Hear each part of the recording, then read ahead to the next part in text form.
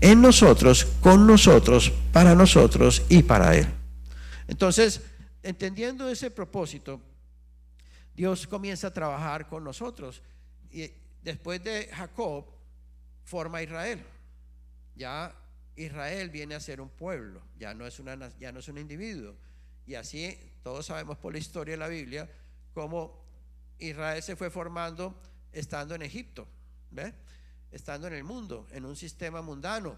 Israel, el pueblo de Dios, comenzó a crecer y a formarse en medio de un sistema mundano, y al final terminó en esclavitud, ¿cierto?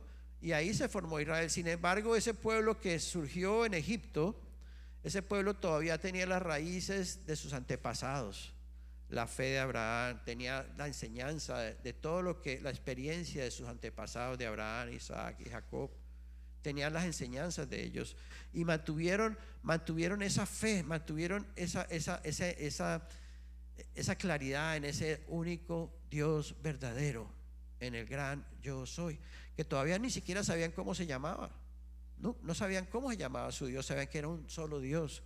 Pero un día Dios los llama, se fija en ellos y los saca de Egipto, los libera de Egipto, pero no los libera de Egipto porque ellos eran un pueblo fuerte, capaz, militar, valiente. No, ellos no podían, estaban esclavos. Dios, con su mano de poder, lleva a cabo todos los milagros sobrenaturales para sacar a ese pueblo de la esclavitud de Egipto. Fue la obra de Dios, no fue la obra del pueblo de Israel, ¿cierto? Y así lo saca de Egipto a través de su obra, a través de su mano de poder, y lo lleva al monte de Sinaí a través de Moisés. Y en el monte de Sinaí, ¿qué es lo primero que Dios hace? Les da la ley. Dios les da las leyes, la ley de Moisés. ¿Y qué es la ley? La ley no es otra cosa que, la ley lo que hace es expresar, manifestar quién es Dios. ¿Ves? Dios por medio de la ley está diciéndole al pueblo: mira, así soy yo, y como así soy yo quiero que ustedes sean como yo soy. En otras palabras, yo quiero que ustedes se comporten como yo soy, que ustedes actúen como yo actúo, que piensen como yo actúo. Pero Dios sabía que dándole la ley a un pueblo, a su pueblo, el pueblo nunca iba a poder jamás realmente ser como Dios de esa forma. ¿Por qué? Porque había orgullo, porque el orgullo era lo que estorbaba e impedía que el pueblo pudiera realmente ser como Dios. Sin embargo, Dios le dice a su pueblo: mira, te voy a dar la oportunidad para que tú, como eres muy orgulloso, es como si Dios nos hubiera dicho eso, como tú eres muy orgulloso y eres tan orgulloso que no te puedo decir otra cosa, voy a tener que darte la oportunidad de que tú hagas el ejercicio y trates con tus propias fuerzas de agradarme y de cumplir mi ley, para que un día por ti mismo te des cuenta que no vas a poder, que es imposible, y cuando fracases y te des cuenta te puedas humillar delante de mí. En realidad ese fue el propósito de Dios, dar la ley. ¿Ves? Como cuando nosotros tenemos un hijo y le decimos al hijo, cuando lo queremos aconsejar y es terquito el hijo y no quiere hacer caso, le decimos: bueno, dejémoslo que se tropiece para que aprenda a punta de golpes, ¿cierto? A veces tenemos que hacer eso como padres, pues el orgullo, porque esa terquedad no es otra cosa que el orgullo del ser humano, y eso lo vemos aún con nuestros propios hijos, en nosotros mismos. Somos así, porque esa es nuestra naturaleza. Por lo tanto, Dios, viendo nuestro orgullo, dijo: bueno, a ver, dale pues, te voy a dar la ley para que tú pretendas que vas a agradarme con tus fuerzas, para que tú pretendas que vas a poder hacerlo, y un día te des cuenta que no. Y eso fue lo que sucedió. Entonces, finalmente, ¿cuál fue la experiencia del pueblo de Israel? El pueblo de Israel quiso agradar a Dios, y Dios siempre empezó a tener un trato con él a través de la ley. Dios les decía: mira, estas son mis leyes, estos son mis estatutos, estos son mis mandamientos, estos son mis ordenanzas, ahora cúmplanlos. Fíjate, cuando Moisés muere, Dios llama a Josué, en Josué capítulo 1, versículo 8, si no estoy mal, y 9. Dios llama a Josué y le dice: Josué, te digo que te esfuerces y seas valiente. Fíjate, para que te esfuerces y seas valiente, para que tú puedas poner por obra la ley que yo le di a Moisés, y así puedas entrar a mi pueblo a heredar la tierra. Esfuérzate y sé valiente. Ese era el punto de partida que Dios tenía que decirle al hombre: esfuérzate y sé valiente. A ver, si tú te crees capaz, esfuérzate, sé valiente, ándale adelante, échale ganas, a ver si vas a poder. Y así el pueblo siempre jugó a poder, a querer agradar a Dios.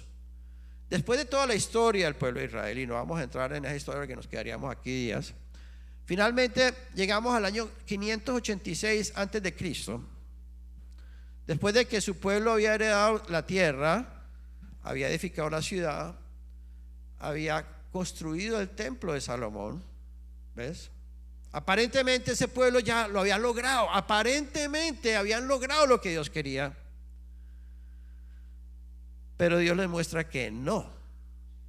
¿Cómo? En el año 586 antes de Cristo, ¿cierto? Los babilónicos vinieron a Jerusalén y los destruyeron, y destruyeron el templo. Hubo un fracaso. El pueblo de Dios fracasó y fueron llevados cautivos a Babilonia. El templo fue destruido. La manera como ellos podían relacionarse con Dios bajo la ley era a través del templo. Y si el templo era destruido, ellos quedaban como ciegos. Y ahora, ¿cómo vamos a relacionarnos con Dios? Porque no está el templo. Ya la presencia de Dios no está entre nosotros. Debido a la diáspora, a la dispersión en Babilonia, fue cuando ellos de ahí empezaron a surgir poco a poco lo que hoy llamamos las sinagogas judías, como sitio donde ellos no reemplazaban el templo, pero como una especie de mientras tanto, ¿no? Sin embargo, después de que ellos, en la época de Esdras y Nehemías, reconstruyeron el templo. Sí, lo reconstruyeron. Bueno, volvieron a lograr victoria, reconstruyeron el templo. En el año 70 antes de Cristo, ¿qué pasó? Los romanos vinieron y tomaron autoridad sobre el pueblo de Israel y tomaron control sobre ellos. Y el pueblo de Israel, los judíos, pueblo de Dios, quedó sometido bajo el control del imperio romano. Y así quedó cuando vino Jesús. Cuando vino Jesús a esta tierra, el pueblo de Israel estaba en Israel, y tenían el templo, tenían su religión, tenían su fe, pero estaban controlados y dominados por los romanos. No eran libres. Por eso los judíos pensaban que el Mesías iba a venir a libertarnos, a hacerlos libres, a darles la victoria. Eso es lo que ellos esperaban, ¿cierto? Por eso cuando vino Jesús, no entendieron que la libertad que Jesús venía a darles era diferente, una libertad espiritual, verdadera, de profundidad. ¿Ves? Y así fue como ellos, en su propio orgullo, el orgullo religioso, hizo que la mayor parte de su pueblo, a pesar de sus fracasos, a pesar de sus debilidades, a pesar de que ellos se daban cuenta que por más de que trataban y trataban y trataban, no podían agradar a Dios, siempre le terminaban fallando a Dios. A pesar de todo eso, no se humillaron cuando vino Jesús a ellos. Por eso dice la Biblia que Jesús vino primero a su pueblo, y su pueblo no se humilló. Su pueblo se levantó en su orgullo religioso y lo que hizo fue acusarlo, juzgarlo y condenarlo. ¿Ves? Hubo algunos que no, pero muchos, la mayoría, lo rechazaron. Por tanto, es el orgullo del hombre que eso evitó que ellos pudieran ver a Jesús. ¿Ves? Entonces, después de que Jesús vino a su pueblo y su pueblo lo rechaza, lo condena, lo crucifica, en el año 70 después de Cristo, el emperador Tito romano vino y destruyó a Israel y destruyó el segundo templo y los dejó dispersos hasta nuestros días, cuando regresa pues el pueblo de Israel a la tierra, a su tierra, de manera sobrenatural. Pero los dejó dispersos, errantes, fracaso, un pueblo fracasado, un pueblo humillado. Los judíos han experimentado humillación tras humillación tras humillación, fracaso tras fracaso tras fracaso. ¿Por qué? Por su orgullo. Y muchos todavía perseveran en ese orgullo. Muchos todavía siguen creyendo que ellos pueden, por medio de la ley de Moisés, agradar a Dios y cumplirle a Dios. Y siguen aferrados a ese ego religioso. Pero cuando Jesús vino a esta tierra a decirnos: arrepiéntanse. ¿Arrepiéntanse de qué? Arrepiéntanse de ese orgullo que ustedes tienen, arrepiéntanse de ese ego que tienen, arrepiéntanse de esa naturaleza pecadora que tienen. Jesús dijo: ahora vengan a mí. Ese es el evangelio. Crean en mí, recíbanme a mí, ¿cierto? Y esa fue la obra de Jesús. Jesús vino a llamarnos a venir a Él, a arrepentirnos de esa independencia, a sacarnos de la religión, porque el sistema religioso no es otra cosa que un sistema que alimenta el ego, el orgullo. Por eso al ser humano le gusta la religión. Los seres humanos somos atraídos a la religión porque a través de la religión sentimos que podemos hacer buenas obras, podemos lograr el favor de Dios a través de nuestro esfuerzo, a través de nuestros sacrificios, a través de nuestra piedad, podemos lograr el beneficio de Dios. Pero cuando vino Jesús, Jesús vino a sacarnos del sistema religioso y a traernos a Él, a la persona de Él, del Señor Jesucristo. Y por eso, en realidad, el evangelio no es una religión. La persona es Jesucristo mismo. El evangelio es Jesucristo mismo. Por eso los apóstoles predicaron el evangelio del Señor Jesucristo, y nosotros predicamos el evangelio del Señor Jesucristo, el evangelio del reino de Dios, quien es Jesucristo mismo. Y no es una religión. Dios nos está llamando a salir de un sistema religioso y venir a Él, porque el sistema religioso no hace otra cosa que alimentar y nutrir nuestro orgullo, nuestro ego. Ahora, cuando Jesús viene a nosotros, Jesús comienza a tratar con nuestro orgullo. Jesús viene a resolver el problema del orgullo. A eso vino a esta tierra. Jesús tenía que eliminar nuestro orgullo. Mira, por ejemplo, cómo era el orgullo que el mismo Pedro, el gran apóstol de Jesucristo, después de estar con Jesús 3 años, estando con Él, lo amaba, decía. Un día le dijo a Jesús, cuando Jesús les dijo que Él iba a ser cogido preso y lo iban a crucificar y todo esto, le dijo a Jesús: Señor, yo estoy dispuesto a dar mi vida por ti. ¿Ves? El orgullo. ¿Cómo somos tan orgullosos? Pedro era muy orgulloso. Y Jesús le dice: Pedro, yo te voy a decir una cosa. Antes de que el gallo cante 3 veces, tú me vas a negar. Y Pedro se ofendió. Imagínate, su orgullo fue ofendido. Pero Dios tenía que llevar a Pedro a esa humillación para que él, por las buenas o por las malas, llegara a darse cuenta que era un orgulloso y que ese orgullo no servía para nada. Y así fue. Pedro lo negó 3 veces después de haberle prometido a Dios que iba a estar dispuesto a dar su vida por él. Y eso es lo que le pasa a todo religioso.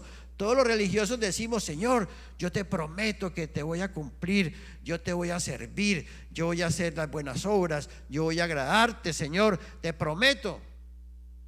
Y Dios está sonriendo, diciendo: te voy a dejar que trates, para que te golpees así como Pedro. Cuando Pedro negó a Jesús 3 veces, él se sintió avergonzado, deprimido, se humilló. Fue humillado grandemente. Jesús tuvo que venir otra vez a él a rescatarlo, a levantarlo. ¿Ves? Porque ese es nuestro Dios. Y fue y le hizo un asadito para que atraerlo. Entonces, lo mismo nos pasa a todos. Pero entonces, ¿cómo resuelve Jesús el problema del orgullo? Jesús tuvo que llevar nuestro orgullo a la cruz. del Calvario. Por eso Jesús no tenía otro camino que ir a la cruz y morir por nosotros, para nosotros. ¿Qué fue lo que hizo Jesús en la cruz? Porque ¿quién murió en la cruz? La humanidad de Jesús, porque sabemos que Jesús es un misterio, que por un lado era 100% humano, por otro lado era 100% Dios, pero como hombre, Él llevó su cuerpo, su humanidad a la cruz, en representación de nosotros. Jesús vino como un hombre, siendo Dios, vino como un hombre, se humilla. Fíjate, la primera condición que Él hizo para representarnos bien fue humillarse a sí mismo. O sea que Jesús no podía venir a esta tierra como un ser humano con ni un milímetro de orgullo humano. Si no, Jesús hubiera llegado aquí y hubiera dicho: mire, yo soy el rey, ustedes están aquí para servirme, para que me obedezcan, alábenme. Y no fue esa la actitud de Jesús hombre cuando vino a esta tierra. Jesús primero lo que hizo fue humillarse hasta lo sumo, hacerse un siervo. Vino en la condición más humilde que podía venir, porque no podía haber ni un milímetro de orgullo en Él. ¿Ves? Porque en Él no había pecado. Él no tenía nada que ver con Satanás. Nada tenía que Satanás ver con Él. Por lo tanto, Jesús, siendo un hombre perfecto, un hombre que expresaba a Dios plenamente, por eso es el Hijo de Dios, ¿cierto? Ese hombre, expresando plenamente a Dios en su humanidad, ese hombre nos representó a ti y a mí como raza. Y cogió y llevó su cuerpo humano a la cruz. Y en la cruz, cuando iba a morir, hay unas palabras que Él dijo tremendas, que dijo: consumado es, antes de morir. Quiere decir, Jesús dijo: ya mi obra está terminada, ya hice todo lo que tenía que hacer para lograr mi propósito y para el ser humano. Ya se logró todo, ya no hay nada más que hacer, ya todo está consumado, todo está hecho, ya no hay que inventarse nada más. ¿Ves? Pero Jesús en esa cruz, dice la Biblia en Romanos 6:6, dice que tenemos que saber esto. Fíjate cómo Dios, vuelvo e insisto, nos dice: sabiendo esto. No es algo que tú y yo tenemos que lograr, porque todo lo que tenemos que hacer nosotros ya lo hizo Jesús y lo hizo perfecto. Nosotros no podemos. ¿Ves? Somos tan orgullosos que seguimos creyendo que yo tengo que hacer las cosas. Y ese es el problema que tenemos muchos cristianos. Yo tengo que agradar a Dios, yo tengo que lograr esto, yo tengo que mejorarme a mí mismo, yo tengo que salvarme a mí mismo, yo tengo que perfeccionarme a mí mismo, yo tengo que esforzarme a mí mismo, cuando Jesús dijo: yo ya lo hice todo por ustedes. ¿Ves? Y Jesús lo que hizo fue que mató en la cruz del Calvario, crucificó el ego, el orgullo de nosotros, el viejo hombre, la vieja naturaleza, todo ese orgullo, esa vanagloria, toda esa ambición, porque nosotros somos ambiciosos, somos avaros, somos pretenciosos. Todo eso es por causa del orgullo. Por eso es que no nos contentamos con poquito, hermanos. Queremos lo mejor y nunca estamos satisfechos con nada. Siempre queremos más y más y más por el orgullo que tenemos. Pero Jesús fue a la cruz del Calvario a matar, a destruir a su enemigo número uno, y poder así limpiar, eliminar ese problema, y ahora sí poder llevar a cabo su propósito en esta tierra con su pueblo escogido. Y en eso consiste la obra de Dios. Jesús mata nuestro orgullo, muere, sepultado, pero resucita al tercer día. ¿Ves? En esa resurrección Jesús nos resucitó a nosotros. Dice la Biblia que así como nos mató a nosotros en la cruz, también nos resucitó a nosotros. Pero para nosotros resucitar, primero tenemos que morir. Si hay cristianos que no han experimentado, no han vivido, no viven la crucifixión, no viven la muerte del yo, todavía siguen en su orgullo, en su vanidad, en su vanagloria, en su pretensión, entonces todavía no pueden experimentar la vida de resurrección. Porque Romanos capítulo 6 versículo 6 dice que Cristo mató en la cruz del Calvario el cuerpo del pecado, mató el orgullo, para que andemos en nueva vida, Pero si el orgullo de nosotros sigue vivo, si seguimos siendo unos religiosos orgullosos, creyendo que somos capaces y vamos a hacer las cosas para Dios, entonces no podemos experimentar la nueva vida, porque para resucitar hay que morir. Y eso es el evangelio, hermanos. Esta semana, la mayor parte del mundo religioso celebra esta semana como una semana especial y un día especial donde celebran la muerte y la resurrección de Jesús, como un evento histórico, como algo que sucedió aparentemente hace poco más de 2000 años, que ni siquiera coincide con las fechas exactas, pero el mundo religioso, esta semana es especial, esta semana hay que ser espiritual, esta semana tenemos que portarnos bien, esta semana tenemos que ser buenos, porque es la Semana Santa.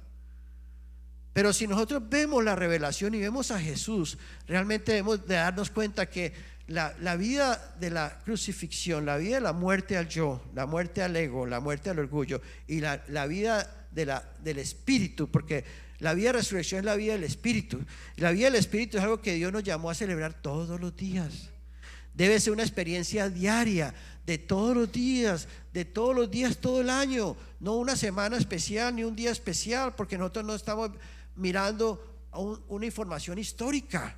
Nosotros estamos viendo a un Cristo viviente, un Cristo vivo que vive en nosotros todos los días. Todos los días debemos levantarnos y celebrar la resurrección de Cristo, porque Él vive en nosotros, la vida del Señor está en nosotros, tenemos el Espíritu Santo y ahora tenemos que vivir por esa vida cada día, ¿cierto? Por eso hoy también nosotros celebramos esa vida de resurrección, como la hacemos todos los días del año, debemos hacerlo. Igual fue el hombre rico que vino a Jesús a decir: ¿qué tengo que hacer para heredar el reino? Jesús le dijo: cumple los mandamientos para probarlo. ¿Ves? Para probar el orgullo.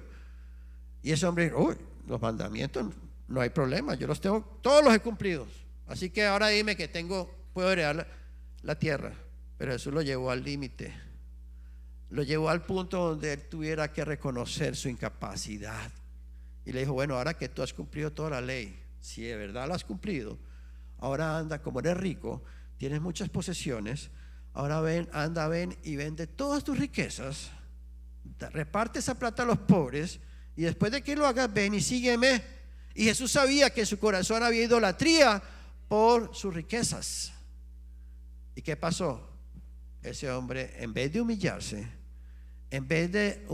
delante del Señor y decir: Señor, ¿sabes qué? Perdóname, yo no puedo hacer eso, no soy capaz, ayúdame, Jesús. En vez de ir a Jesús y humillarse, lo que hizo fue que se fue triste y se fue de Jesús. ¿Ves? Porque Dios tiene que llevarnos al límite para que un día nos humillemos y reconozcamos que yo no puedo hacer nada por mí mismo para Dios, no puedo hacer nada por mí mismo para Dios.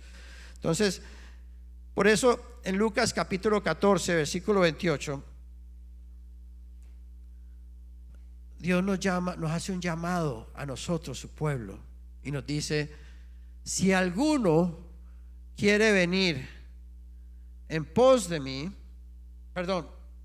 si alguno viene a mí y no aborrece a su padre, madre, y mujer, e hijos, y hermanos y hermanas, eso es duro.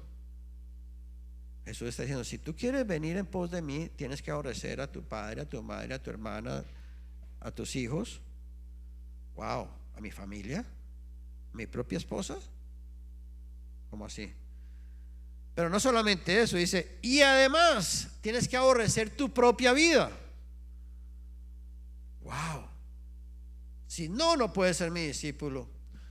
¿Qué nos está diciendo Jesús? Mira, aborrecer tu propia vida es aborrecer tu orgullo. ¿Por qué no nos aborrecemos? Porque somos orgullosos, porque hay dignidad, porque hay vanagloria. ¿Cómo así? Yo me amo a mí mismo, yo valgo mucho, yo soy muy valioso. Hay cristianos que se ofenden cuando predicamos el evangelio y decimos: tú no eres nada, tú no eres nadie, tú eres un pecador. Uy, me ofendieron. ¿Ves? Porque somos tan orgullosos que no queremos escuchar eso. Jesús dice: si tú no puedes aborrecerte a ti mismo, reconocer que tú no eres otra cosa que un pedazo de orgullo, de vanagloria y de dignidad satánica, y no aborreces eso en tu vida, no eres digno de ser mi discípulo. Mientras tú sigas viviendo pensando en que tú tienes mucha dignidad y que eres capaz y que puedes hacerlo todo y que eres Superman, no puedes ser mi discípulo. Wow, ¿ves? Entonces el evangelio es muy claro, hermanos. No es para todo el mundo. No es para todo el mundo. Pero el Señor dijo, es la puerta estrecha, es el camino angosto. Muchos quieren, pero pocos lo logran, ¿cierto? Entonces Jesús vino y nos dice, ahora, fíjate, ahora yo he vencido. Jesús fue a la cruz del Calvario como hombre y Él venció, hizo todo por nosotros. ¿Qué hizo? Venció todo. Todo lo que tú y yo tenemos que vencer, ya lo hizo Él. Él venció la muerte misma. Por eso ahora ya aún no tenemos temor de morir, porque ya Jesús venció la muerte. ¿Ves? Y ya si Él venció la muerte y Él está en nosotros, nosotros tenemos victoria sobre la muerte. Él venció el pecado. Jesús venció el pecado. Entonces, si Jesús ya lo hizo por nosotros, ahora si yo tengo al Señor, si yo recibo al Señor Jesucristo, ahora ¿qué tengo que creer yo? Que ya el pecado está vencido en mi vida. Ya el pecado no tiene autoridad sobre mí. Cuando venga la tentación del pecado en tu vida, tú tienes que, somos tan orgullosos, cuando viene la tentación, vamos a suponer que llega un hermano que es adicto a la pornografía y trata de dejarle, y trata y no puede, pero llega el Señor y cuando se convierte y se entrega al Señor Jesucristo, empieza a orar: Señor, yo quiero dejar la pornografía, yo sé que eso no debo hacerlo, Señor, yo sé que eso no te agrada, yo sé que eso está mal, ayúdame a dejarla. Es lo que oramos. Y Jesús dice: estás orando mal, hijo mío. Yo no te voy a ayudar a hacer algo que yo ya dice. No me pidas que te ayude, yo ya lo resolví, hijo mío. ¿En serio ya lo hiciste? Sí, ya lo hice. Entonces, ¿qué tengo que hacer? No necesitas hacer nada, solo cree que yo ya vencí el pecado en tu vida. Solo aplica esa verdad que yo ya llevé a cabo y reclámala y apropiate de eso y declara en el nombre de Jesús. Cuando venga tu tentación, esa tentación que no puedes vencer, tú vas a decir: Señor, tú ya venciste esta tentación por mí.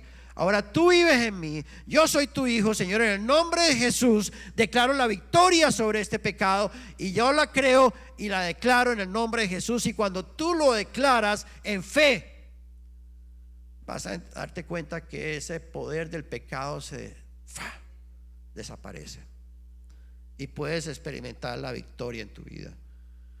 No es lo que tú vas a tratar de hacer, es lo que Jesús ya hizo. Por eso el evangelio es por fe y para fe.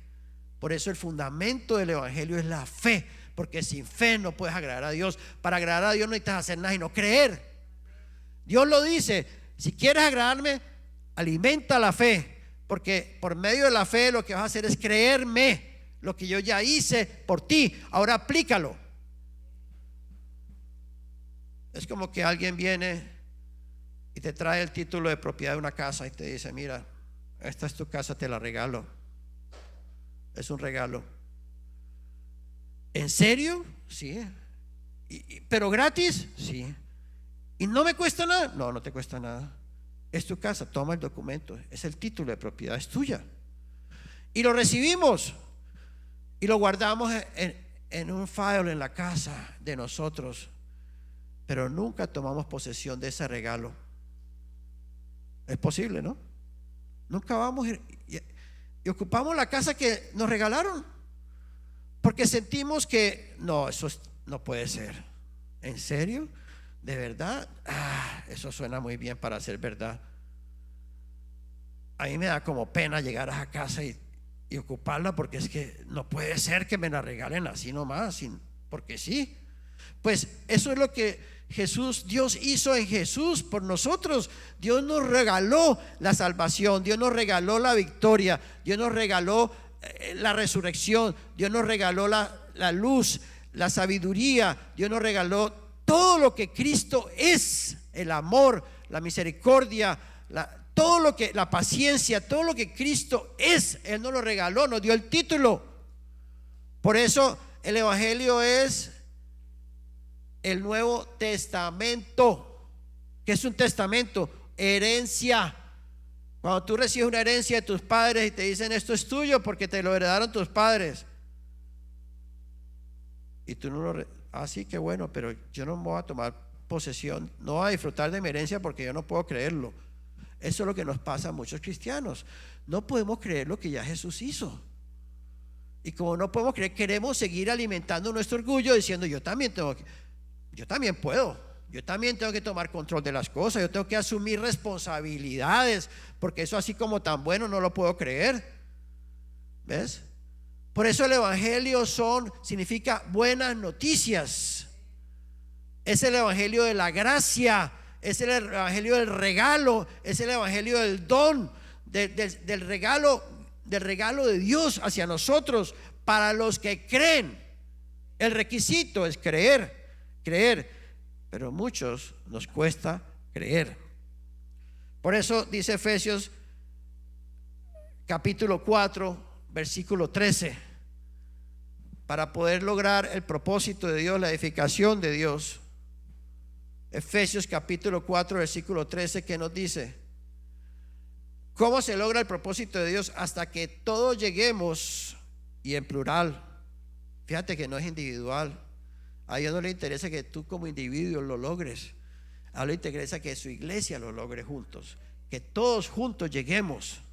A Dios le interesa su cuerpo, su iglesia, su pueblo, no un individuo. El evangelio no es un evangelio de individuos, el evangelio es un evangelio de la iglesia, del reino de Dios, del pueblo de Dios. Dice hasta que todos lleguemos a la unidad de ¿qué? De la fe. Ahí está todo. Si no crecemos en esa fe y no estamos unidos en esa fe, Dios no está haciendo nada en nosotros, ni puede hacer nada en nosotros. ¿Y sabes cuál es el enemigo número uno de la fe? Tu orgullo. ¿Por qué no tenemos fe, hermanos? ¿Por qué nos cuesta trabajo? Porque somos orgullosos, aún muchas veces hasta para la sanidad física. Dios dice en su palabra que Él vino y nos hizo sanos, que Él fue a la cruz del Calvario y por su llaga fuimos sanados. Y tenemos una enfermedad, Señor, sáname, Señor. Pero por otro lado estamos diciendo, no, pero yo también tengo que hacer algo, yo tengo que ir donde el médico y tengo que confiar en el médico y tengo que buscar la medicina y tengo que hacer, porque nos cuesta trabajo creerlo, hermanos, es la verdad. Y por eso muchas veces no experimentamos las promesas de Dios, no experimentamos el poder de Dios, no experimentamos la gloria de Dios, porque nos falta fe para creer lo que Jesús ya hizo, ¿cierto?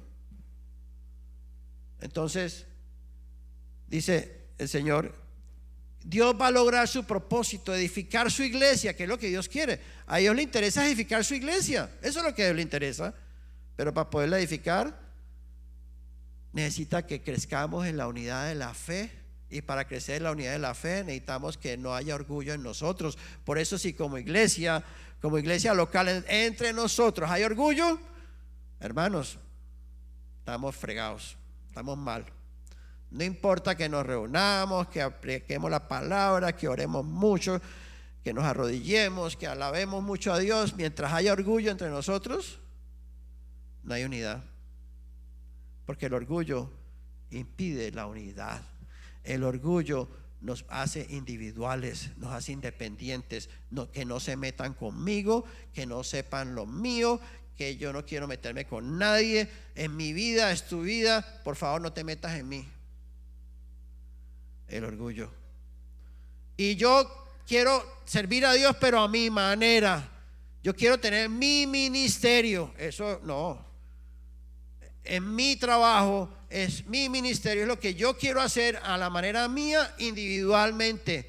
Y Dios dice no, a Dios no le interesa el ministerio de los individuos, a Dios le interesa el ministerio de su iglesia, el ministerio de Cristo, que no es otra cosa que el ministerio de la iglesia. Por eso Dios edifica a la iglesia y edifica un cuerpo, edifica a un grupo de hermanos y hermanas en cada localidad para cumplir su propósito. Entonces, ¿cómo edifica? Hasta que todos lleguemos a la unidad de la fe y del pleno conocimiento de ¿quién?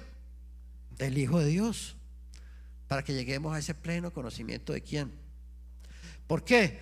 ¿Qué conocimiento? No es un conocimiento intelectual, no es un conocimiento físico, no es un conocimiento histórico, es un conocimiento de realidad, de vida, de espíritu. Si Jesús no es rencoroso, si Jesús no se ofende porque Jesús no tiene orgullo, primero que todo, yo no puedo conocer a Jesús mientras hay orgullo en mí. Eso bloquea todo conocimiento de Jesús, porque eso es como una pared que impide que Jesús se forme en tu vida.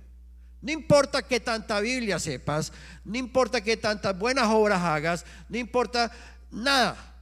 Mientras haya orgullo en nosotros, Jesús no se puede formar en nosotros, porque para Jesús, el primer requisito que Jesús llevó a cabo para venir a esta tierra es humillarse como hombre hasta lo máximo.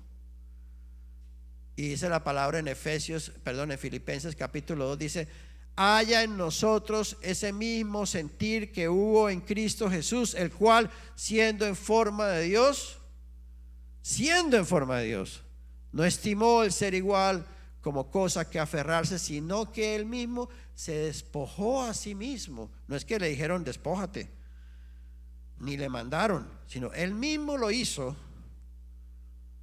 y vino a esta tierra humillándose a sí mismo hasta la muerte, hasta morir en una cruz injustamente, para cumplir su propósito y poder así destruir el enemigo número uno, que es el orgullo en nosotros. Pero si nosotros queremos seguir alimentando nuestro orgullo, hermanos, nada va a suceder.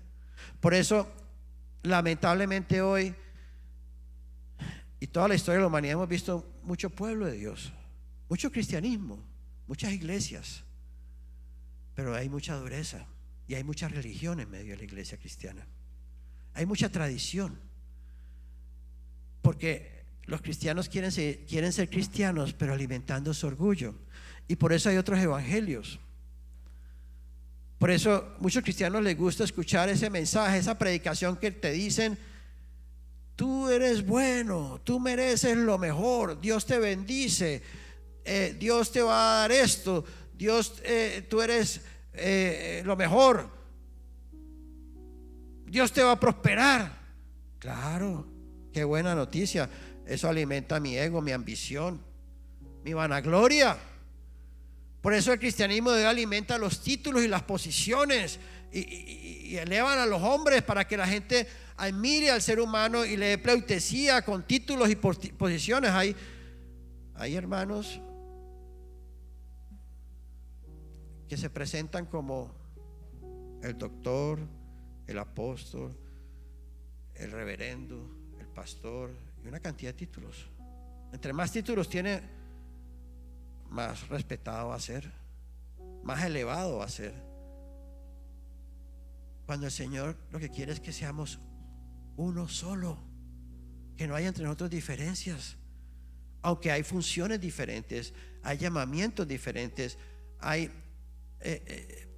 funciones que Dios reparte en el cuerpo. Y Dios dice que honremos a nuestros pastores, los honremos, pero no los idolatremos.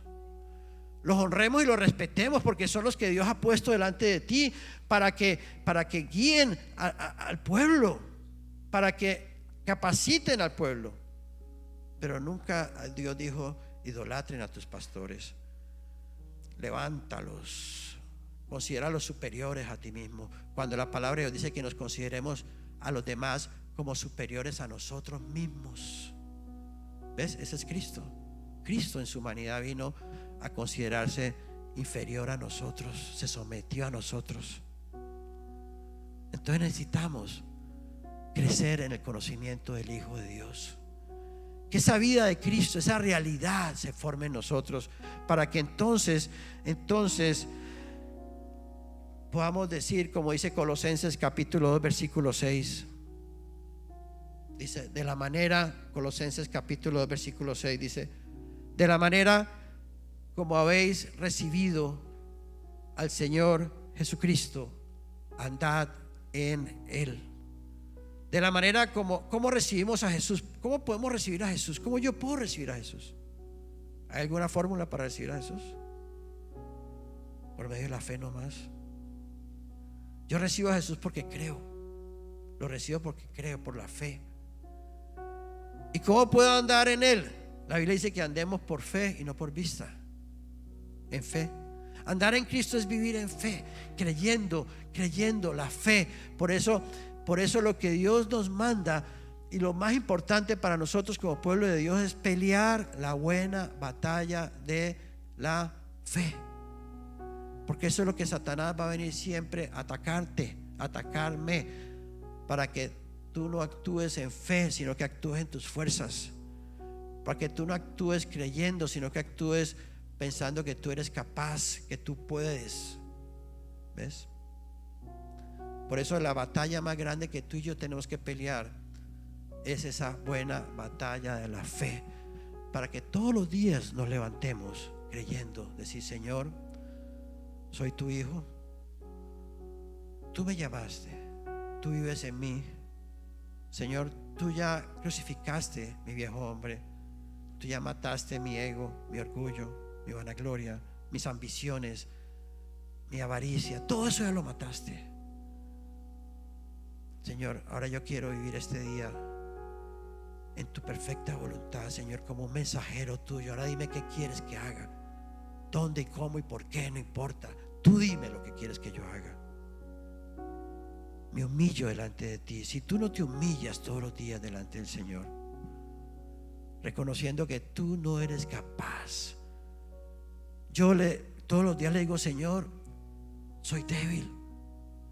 Yo soy muy débil, Señor. Yo reconozco que soy muy débil. Yo no sé si tú reconoces, pero yo sí.